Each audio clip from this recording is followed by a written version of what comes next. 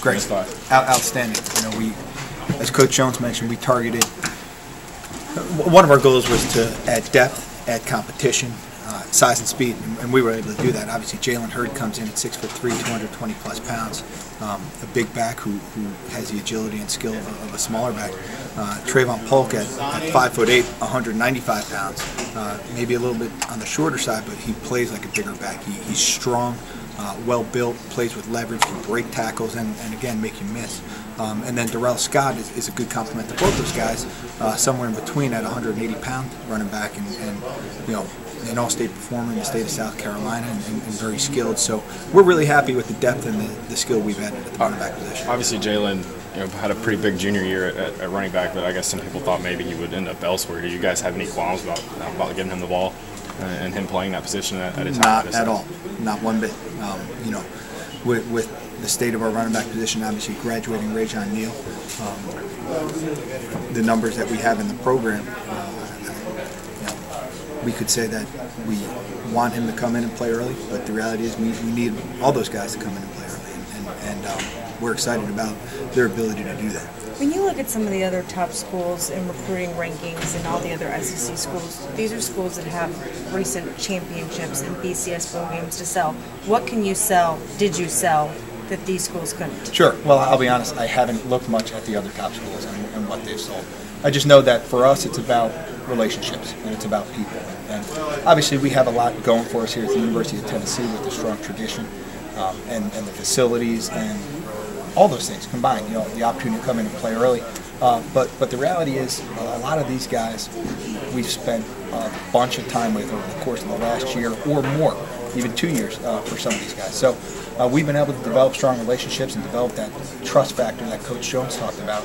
And it's paid off. You know, I know these guys come in, have bought into the vision that we're selling, and they're ready to get to work. For your side of the ball, when you start making a checklist of what you want, what was the number one, as in position, not type of guy, but the number one kind of need that you had? Sure, we needed it all, and I think if you look at the numbers, that will indicate that. You know, evenly spread out amongst offensive linemen, tight ends, running backs, wide receivers.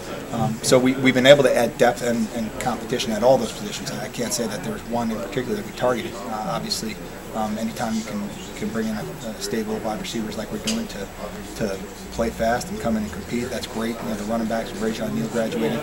Obviously, the offensive linemen with the production we've lost there in graduation and Tiny leaving early. So, you know, there was needs across the board, and I think we addressed them all. How much do you feel like you've helped your quarterbacks with what you've added at receiver and tight end in this class? It's very helpful. You know, I joked with the quarterbacks as we would get commitment after commitment from the different skill positions. I said, you just became, you may not have improved at all, but you just became a better quarterback. You know, and it's true. You know, when you got guys like Josh, like Nico, like Vaughn, like Vic, who you can throw the ball in their general vicinity and feel pretty confident that they're going to make a play, that gives you more confidence as a quarterback. And obviously, what some of the other skill positions can do with the tight end and running back position, that can help alleviate some of the pressure off the quarterback.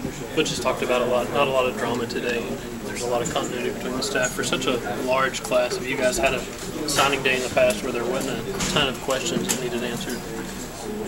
Boy, hard for me to remember the past. I focus on the future. I really do. You know, there's always some of the places we did. You know, there's always last-minute adjustments to commitments and signees, but you know, overall, like I said earlier, it's the relationships that we've been able to build with these guys. I know Coach Jones touched on it. That has created a stability for our newcomers that has bound them together. How important is a quarterback going forward, no quarterback in this class, and finding one maybe 2015 or 2016? Yes, very important. You know, and again, with the depth we have on the team right now, it's you know, we would like to have added a quarterback, but again, there are needs at every position, and we just felt from an overall number standpoint, you know, we could help the team out better by signing some other guys, and you know, obviously you need to have depth at the quarterback position and competition at the quarterback position. So it will always be a focus for us, especially moving forward. This class. How much does not getting one this class help you with next class? You know, I don't pay too close attention. I think for some of the guys, they see it as a better opportunity and less competition, which is always true.